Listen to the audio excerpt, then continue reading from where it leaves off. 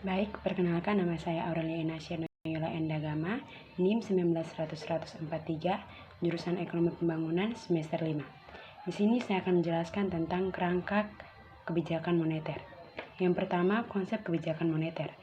Kebijakan moneter adalah kebijakan otoriter moneter atau bank sentral dalam bentuk pengendalian besaran moneter untuk mencapai perkembangan kegiatan perekonomian yang diinginkan.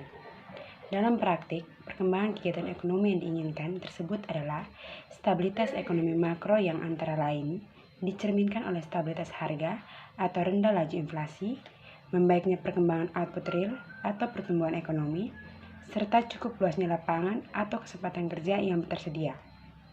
Kebijakan moneter yang disebutkan di atas merupakan bagian integral dari kebijakan makro yang pada umumnya dilakukan pada pertimbangan siklus kegiatan ekonomi, sifat perekonomian suatu negara tertutup atau terbuka, serta faktor-faktor fundamental ekonomi lainnya.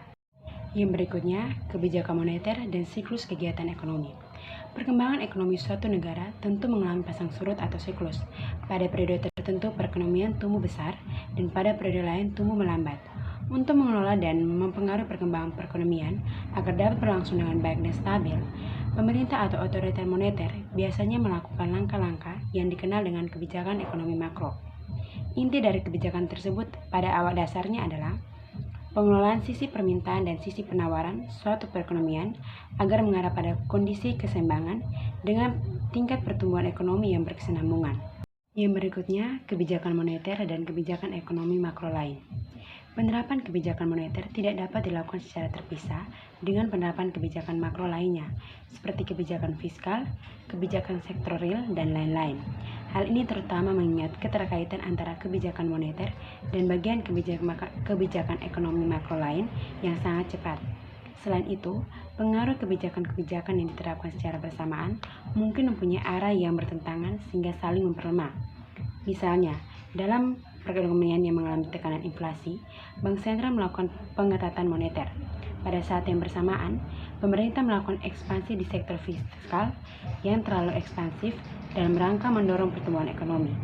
Ketidakharmonisan kedua kebijakan moneter tersebut dapat mengakibatkan tujuan menekan inflasi tidak tercapai. Yang berikutnya, kebijakan moneter dalam perekonomian terbuka.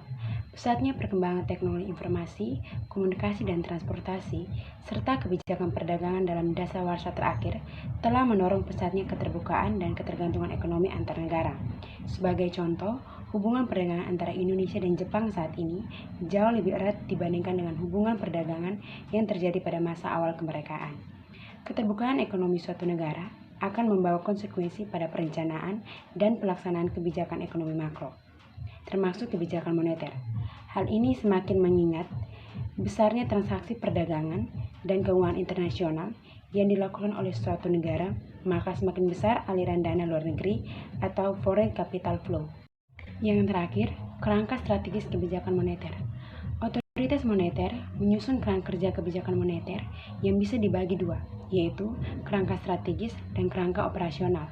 Otoriter moneter harus berpedoman pada kerangka kerja tersebut untuk menjamin efektivitas pada implementasi kebijakan moneter. Sekian dan terima kasih.